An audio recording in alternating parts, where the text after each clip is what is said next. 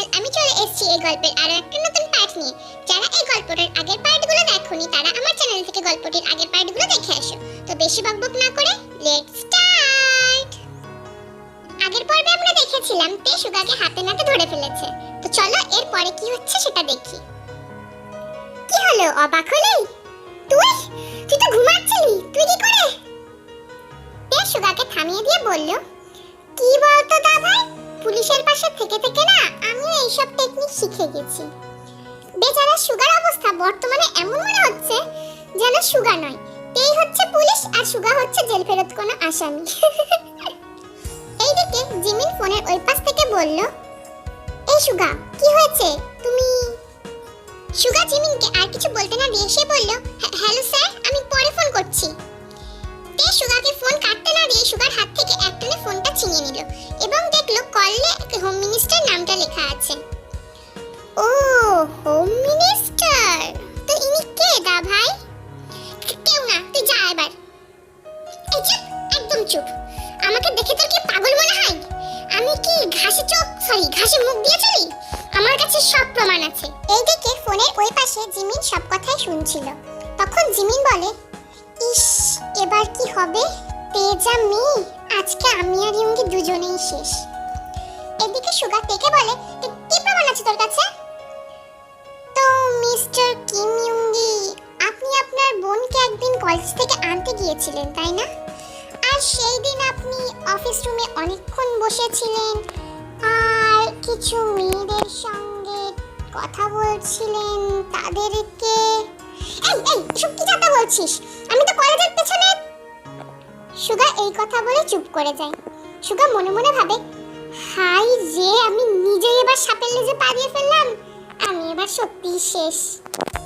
এবার তে উত্তর দেয়,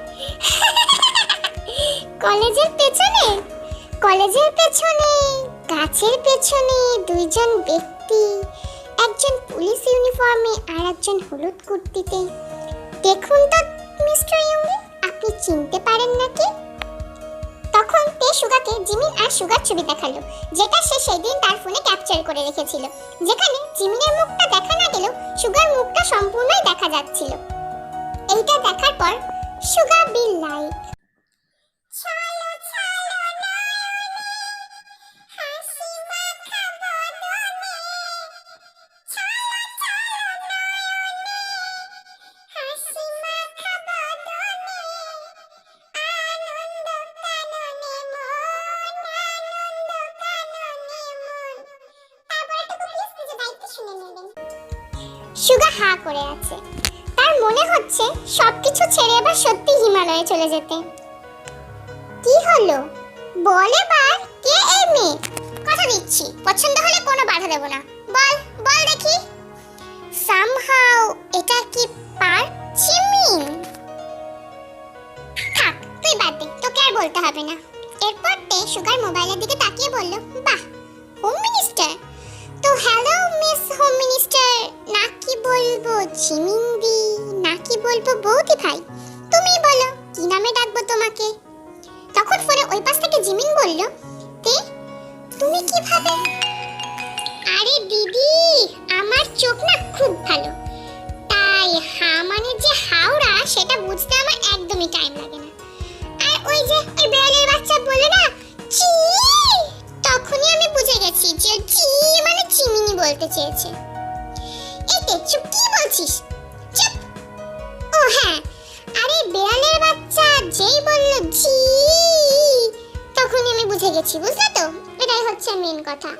কিন্তু আমার একটাই কোশ্চেন, তুমি এই আনরোম্যান্টিক মোটা বেড়াল। সুগা তখন তার হাত থেকে ফোনটা কেড়ে নিল এক ঝটকায়। এরপর সুগা রেগে গিয়ে জিমিনকে বলল, জিমিন তুমি ফোনটা রাখো। এরপর সে তেকে বলল, তুই কিন্তু খুব বাড়াবাড়ি করে ফেলছিস বুনু। তে এমনিতেই খুব সেনসিটিভ, আর কেউ যদি তাকে একটুও বকে না, আর সুগা তো একদমই না, তাই সুগার এইটুকু বকাতেই তের যেন অনেক মাইন্ডে লাগলো। এই কারণে সে ঠোঁট ফুলিয়ে বলতে লাগলো, শালা বেড়ালের বাচ্চা, তুই আমাকে বকলি, দাঁড়া তো সপোর্ট, আজকে আমি ফাঁস করবো। এই কথা বলেই তে দৌড়ে নিচে চলে গেল এবং সবাইকে ডাকতে লাগলো, এই এই বুনু, এই এই এই দাঁড়া।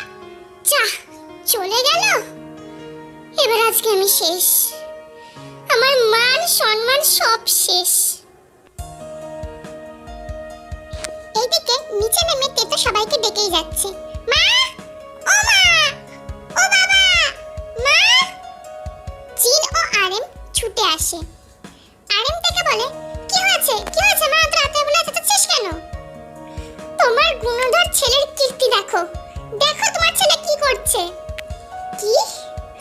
প্রেম করছে, প্রেম লুকিয়ে লুকিয়ে, তাও আবার কার সঙ্গে জানো? জিমিনদির সঙ্গে। জিন তখন বলে, কি? এমন সময় সুগা আসে। আরেম সুগাকে বলে, সুগা, কি শুনছে এসব?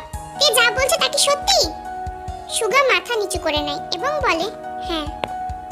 আরেম তখন সুগাকে বলে, কবে থেকে চলছে এসব? সুগা কোনো রকম রিঅ্যাকশন না দিয়ে বলে, 6 বছর ধরে। জিন তো যেন সপ্তম আকাশে উঠে গেছে। কি? জিন, তুমি বেশি সিন ক্রিয়েট করো না, দাঁড়াও, ও কি বলছে শুনতে দাও। তো মেয়েটা কে? তাকে কি তুমি ভালোবাসো? সুগা কোনো রকম রিঅ্যাকশন না নিয়ে গম্ভীর গলায় বলল, খুব ভালোবাসি। আরেম তখন সুগাকে বলল, যদি বলি ছেড়ে দিতে? তোমাদের কথা আমি ফেলতে পারবো না, কিন্তু জিমিনকেও আমি ভুলতে পারবো না। তখন আরেম চেঁচিয়ে বলে, আরে শালা দেবদাস কোথাকার, কোথায় বলবি না আমি তাকে ছাড়তে পারবো না, সেখানে না বলছিস তোমরা বললে আমি তাকে ছেড়ে দেবো? তুই শালা আমার ছেলে নামেই কলঙ্ক। তোর মাকে যখন আমি বিয়ে করেছিলাম তখন আমি তোর দাদুকে বলেছিলাম, বিয়ে করলে আমি জিনকেই করব, আর না করলে জিনকেও করতে দেবো না, নিজেও করব না। সেখানে তুই আমার ছেলে হয়ে বলছিস তোমরা যা বলবে আমি তাই করব। শালা কোথাকার, কোথায় বলবি আমি ওকেই বিয়ে করব, তারা যাচ্ছে তাই। সুগা বাদে সবাই এবার হেসে দেয়। সুগা তো সম্পূর্ণই অবাক, তার পরিবার এসব কি বলছে। সুগা তখন বলে, মানে আমি কিচ্ছু বুঝতে পারছি না বাবা, তোমরা কি বলছো? তে তখন বলে, মানে মানে সবাই আগে থেকে সবকিছুই জানে, কেবল তুই তো অস্বীকার করছিস না, তাই আর কি, তোর নিজের মুখে সবকিছু স্বীকার করানোর জন্যই আমরা সবাই মিলে এই প্ল্যানটা বানিয়েছি। কিন্তু এখন মনে হচ্ছে আমাদের প্ল্যানটা সম্পূর্ণ সাকসেসফুল, আর এই সম্পূর্ণ প্ল্যানটাই ছিল আমার। তাই সবাই আমাকে স্যালুট করো, স্যালুট করো, বলো Kim Taihang, your plan is just awesome. জানিস তো মুরগি, এই কারণেই তোকে আমি মুরগি ডাকতাম, কিন্তু তুই তো সত্যিই মুরগি, তাই আমার আর তোকে এক্সট্রা করে মুরগি বলতে লাগবে না। সুগা তখন বলে, কি তুই? আর বললাম না আমি, আমার মাথাটা জাস্ট যাচ্ছে তাই। আরেম তখন হেসে ওঠে। সুগা, জিমিন খুব ভালো মেয়ে, আমি ওকে খুব আগে থেকেই চিনি, তাই এই বাড়ির বউ হিসাবে ও একদম যোগ্য। তুই যদি বিয়েতে রাজি থাকিস তাহলে আমি কালই ওর বাড়িতে প্রস্তাব পাঠাবো। সুগা আর কোনো উত্তর দিল না, সে শুধু মুচকি হাসলো। এতেই সবাই বুঝে গেল যে এখানে সুগার আর কোনো অমত নেই, সেও এই বিয়েতে রাজি। তখন জিন বলল, বাবা, আমার ছেলেটা শেষ পর্যন্ত বিয়েতে রাজি হলো, এবার মনে হচ্ছে নাতিপুতির মুখ দেখতে পাবো। সুগা তখন বলে ওঠে, মা কি বলছো এসব, সবাই আছে এখানে, আমার লজ্জা লাগছে। সবাই হেসে ওঠে সুগার এই কথা শুনে। কিম বাড়িতে আজকে সবাই খুব খুশি, কিন্তু কথাতে আছে না, চাঁদের এক পিঠ যদি আলো হয় তাহলে অপর পিঠ সম্পূর্ণই অন্ধকার, তেমনি এই পরিবারের ক্ষেত্রেও ঠিক তাই।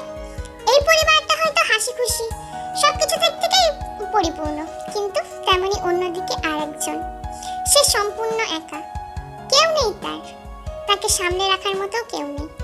তো চলুন দেখে আসি সেই একজন কি করছে।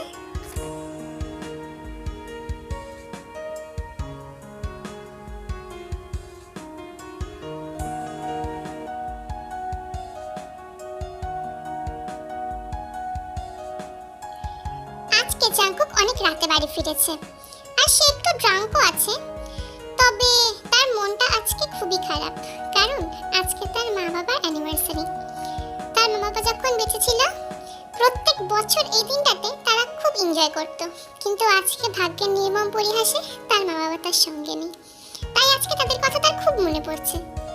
জাঙ্কুক তার রুমে গিয়ে কোনো রকমে তার কোটটা চেয়ারের ওপর খুলে ফ্রিজ থেকে একটা ওয়াইনের বোতল নিয়ে ব্যালকনিতে চলে যায়, আর একটানে প্রায় অর্ধেকেরও বেশি বোতল খেয়ে ফেলে এবং ধপ করে ফ্লোরে বসে পড়ে। জাঙ্কুক এবার আকাশের দিকে তাকিয়ে একটা চিৎকার দিয়ে ওঠে, এবং বলতে থাকে, মা, বাবা, কেন ছেড়ে চলে গেলে তোমরা আমাকে এই বিষাক্ত পৃথিবীতে? কেন নিয়ে গেলে না আমাকে তোমাদের সঙ্গে? আমি যে আর পারছি না, পারছি না আমি আর থাকতে এই পৃথিবীতে।